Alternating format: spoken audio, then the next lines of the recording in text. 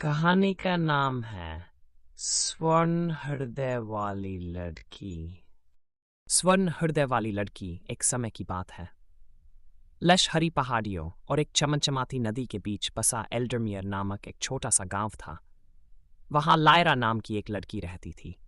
उसकी सुंदरता की चर्चा दूर दूर तक थी, लेकिन जो लोग उसे वास्तव में जानते थे वे उसकी खूबसूरती से अधिक उसकी बुद्धिमत्ता और साहस की प्रशंसा करते थे। गांव के अन्य लोगों की तरह लायरा अपना समय खेलकूद में नहीं बिताती थी, बल्कि उन किताबों को पढ़ती थी जो घुमंतु विद्वानों द्वारा छोड़ी गई थीं। वह नक्शे पढ़ती, औषधीय जड़ी बूटियों का ज्ञान प्राप्त करती और एल्डरमियर से परे दुनिया को समझने की कोशिश करती। लेकिन सबसे महत्वपूर्ण बात यह थी कि उसके दिल में करुणा थी। वह कभी भी किसी को कष्ट में देखकर अनदेखा नहीं कर सकती थी। एक शाम जब गांव में फसल उत्सव की तैयारियां चल रही थीं, तभी एक घबराया हुआ संदेशवाहक दौड़ता हुआ आया।